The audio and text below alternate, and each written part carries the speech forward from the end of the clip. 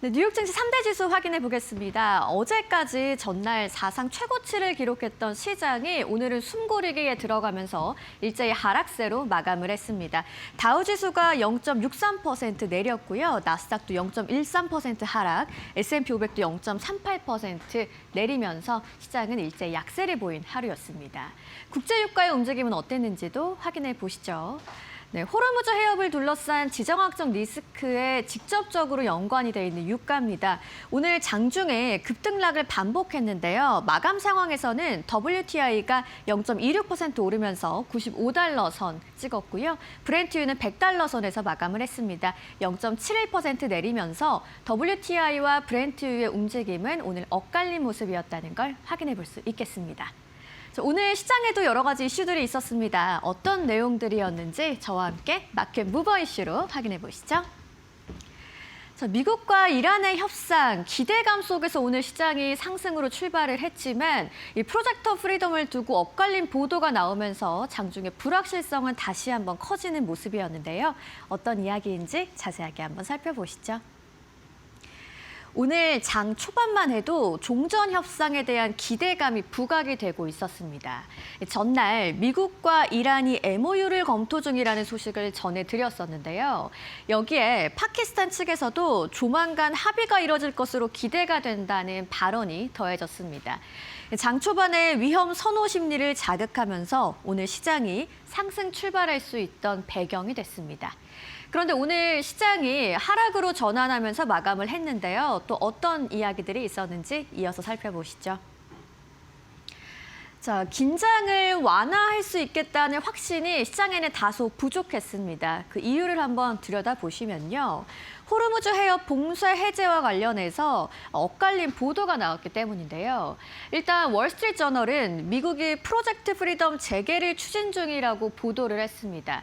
그런데 얼마 지나지 않아서 알자지라 통신은 이 재개 준비 보도 사실이 아니다라는 보도를 연달아서 내놨습니다. 그리고 호르무즈 해협 인근을 둘러싸고 폭발음이 확인됐다는 등 긴장이 지속되는 분위기가 이어졌는데요. 시장에는 결국 혼조 흐름이 확대됐고요. 유가는 장중에 등락을 반복했습니다. 결국 투자 심리의 방향성이 약화가 되면서 오늘 시장은 하락으로 전환을 하게 됐습니다. 중동 협상에 대한 기대감이 있긴 하지만 이 긴장 관련 뉴스가 계속 엇갈리면서 시장의 불확실성이 유지되는 모습이었다라고 오늘 시장을 해석해 볼 수 있겠고요. 결국은 중동 리스크가 해소될 거라는 기대감보다는 확신의 부족이 더 크게 작용한 하루였습니다. 그리고 오늘 경제 지표도 몇 가지 발표가 됐는데요. 기대 인플레이션 그리고 고용 지표였습니다. 이 두 가지 내용 어떻게 나왔는지, 시장은 어떻게 받아들였는지 함께 보시죠. 먼저 미국의 1년 기대 인플레이션 발표가 됐습니다. 3.64%로 나왔는데 이전치가 3.42%였기 때문에 소폭 상승하는 모습이었습니다. 휘발유 가격 상승의 영향을 반영하면서 앞으로도 인플레이션이 높아질 거라는 기대감이 시장에 형성이 돼 있는 분위기인데요. 한편 3년과 5년 각각 장기 기대 인플레이션은 3.1% 그리고 3.0%로 장기 전망은 비교적 안정적으로 유지가 되는 모습이었습니다. 하지만 1년 기대 인플레이션을 보시면 시장의 물가 부담 우려가 다시 좀 자극이 되고 있구나라고 해석을 해볼 수가 있겠는데요. 오늘 고용지표도 함께 발표가 됐습니다. 신규 실업수당 청구 건수고요. 20만 건으로 나왔는데 시장의 예상치는 20만 6천 건이었습니다. 소폭 하회하는 모습이었죠. 계속 실업수당 청구 건수도 감소했습니다. 176만 6천 건으로 나왔고요. 이건 2년 만에 최저 수준이었습니다.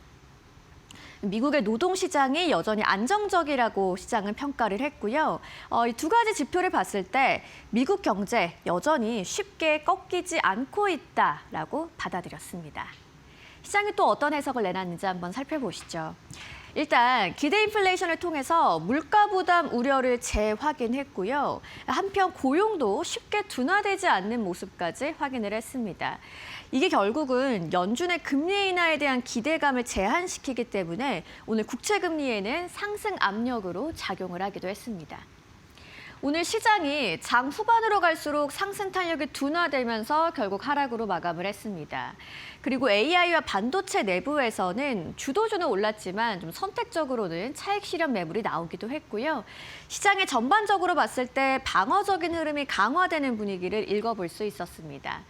경제 지표 견조했지만 시장 입장에서는 금리 부담이 계속되는 구조였고요. 결국 오늘의 좋은 경제 지표가 연준의 금리 인하 기대를 낮추는 데 일조를 한 하루였습니다. 오늘 시장의 이야기들을 한번 확인해 보셨고요. 종목과 관련해서는 어떤 이야기들이 있었을까요? 최여운 앵커가 준비했습니다.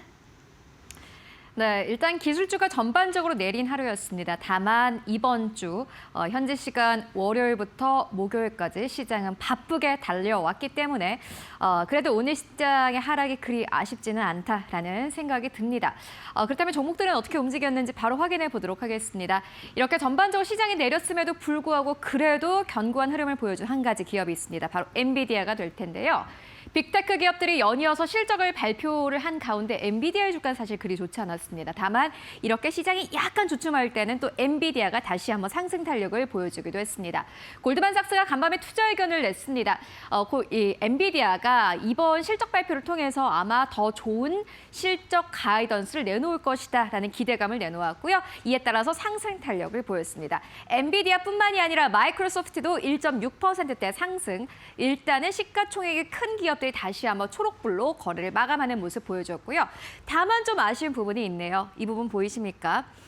반도체 단 안에서 마블 테크놀로지 그리고 마이크론 테크놀로지, AMD와 같은 이러한 기업들 사실 지난주부터 이번 주까지 쉼없이 올라온 기업들은 간밤엔 좀 쉬어갔다라는 표현이 맞을 것 같습니다. 대체적으로 3%대 하락 나왔고요. 인텔도 역시나 마찬가지로 3%대 하락 나왔습니다. 다만 장중한 때에는 다시 한번 사상 최고치를 경신하는 흐름 보여주기도 했습니다. 그 이외에 퀄컴 같은 경우에는 오늘 시장에서 다시 한번 상승 탄력을 보여주기도 했고요. 그 이외에 애플 보이시나요? 약보합에서 거래를 마감을 했습니다. 애플의 경우에는 어제도 그렇고 오늘도 그렇고요. 사상 최고치를 연이어서 경신하고 있습니다. 애플이 실적 발표 이후에 주가는 계속해서 탄력을 받고 있습니다. 이렇게 M7 거대한 7개 기업 가운데서도 연이어서 긍정적인 실적을 낼 수 있구나라는 투자자들의 안도감 나왔고요. 오늘 시장에서도 전체적인 하락을 보인 가운데서도 애플의 경우에는 약보합 수준에서 거래를 마감했습니다. 구글도 역시나 마찬가지입니다. 약보합 수준에서 거래 마감했는데 알파벳도 사상 신고가를 경신하는 흐름 보여주기도 했습니다.